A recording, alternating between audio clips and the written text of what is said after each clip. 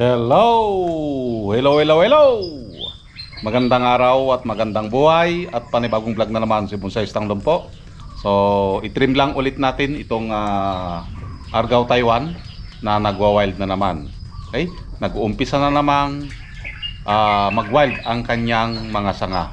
So, ito siya ngayon. Yan. Okay? So, kung makikita nyo dito sa parting taas, yan, tinubuan na naman. Nawawala na naman sa forma. Okay? So, ito yung pinapalaki natin dito. Kung bakit hindi pa natin na ikakasa sa pinjing. Okay? So, ito lang yung pinapalaki natin, yung first branch na ito. Isa lang, yan. Okay? So, ito yung ating aayusan. Yan. Okay? Inimintin natin dito yung kanyang forma, yung kanyang ganda. Okay? Yan. So, let's start para tayo ay makapaggupit-gupit na at gumanda ulit ang ating halamang bonsai. Okay? So, gupit-gupit time. Ayan, tanggalin yung mga hindi na kailangan. Kailangan yung paggupit natin dito ay dahan-dahan dahil ito ay pabuo na. So, ang bonsai na ito ay bawas na ang kanyang trabaho. So, ang palagi nating ginagawa na lang dito ay yung pagpapanatili ng kanyang itsura sa pamamagitan ng paggupit. Okay? Dahil ang binubuo na lang natin dito ay yung kanyang first branch or lower branch dahil nag-cut back tayo para gusto nating maging tapered. Okay?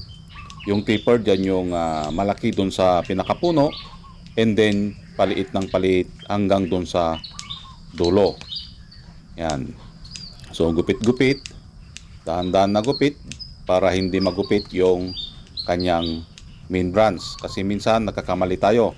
Pag once na naputol yung kanyang main branch, ito ay maghihintay ka ulit. Agoy, agoy, agoy, agoy. Sana all maghihintay ulit. Ano kung hindi na makapaghintay? So, ang plano sa kanya, yung bonsai na ito ay yung pinjing or yung tinatawag nating landscape na may senaryo. Yun yung pinjing. So, antayin natin ito na maikasa natin sa bato. Maganda ito kapag ito ay natapos dahil nakikita ko pa lang sa kanya ay meron siyang potensyal. Okay? So, dahan-dahan lang na gupit. Ito pala ay mag-aapat na taon na sa akin mula nung ating inalagaan. Maraming umaayaw sa Argao Taiwan na ito dahil madali siyang kapitan ng aphids. Pero para sa akin, maganda naman itong gawing bonsai dahil mabilis siyang mabuo. Okay?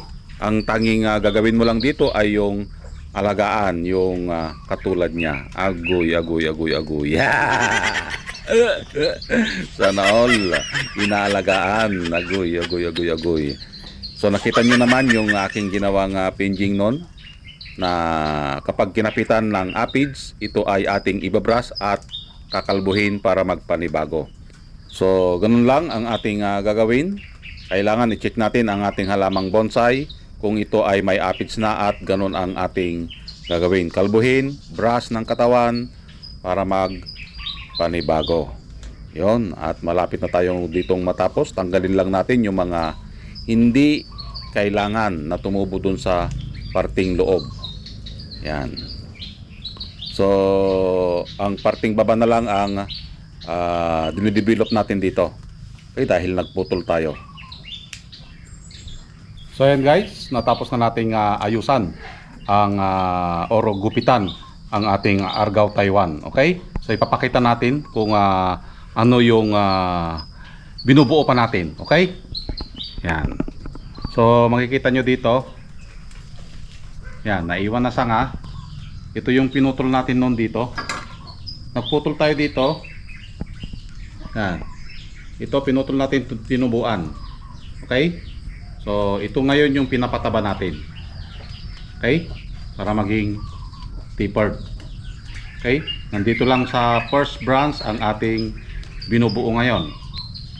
Okay? So, kung iikutin natin ang ating bonsai, ito yung kanyang magiging itsura. Yan. So, itong part na ito yan yung binubuo natin sa parting baba. Nakapokus tayo sa parting baba. Agoy. Mag-focus ka sa parting baba dahil ito yung mahina. Agoy, sana all nakapokus sa baba.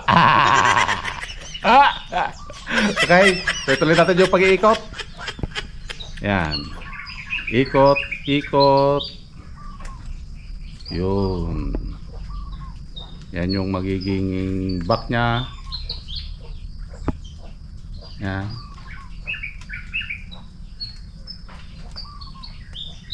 Yun. At ito yung magiging harap. Yan. Okay? So, hanggang dito yan. Kikita nyo? Itong ano na ito, hanggang dito yung kanyang mabubuo na sanga. Okay, hanggang dito. Maganda ito kapag ito ay may painting natin. Okay? May ilagay natin sa bato. Okay? So, unti-unti nang nabubuo ang ating halamang bonsai. Okay? So, kung mapapansin nyo din, madalas tayong nagtitrim na. Okay, dahil buo na siya yung ibang mga sanga. So, yung lower part na lang ang hindi buo. Kaya madalas nyo itong makikita na ginugupitan natin. Okay? Dahil buo na yung ibang part ng sanga. Okay? So, maraming salamat at nasamahan nyo na naman si Bonsaistang Lumpo sa kanyang pinagandang bonsai. Okay? Hanggang sa muli. Bye-bye.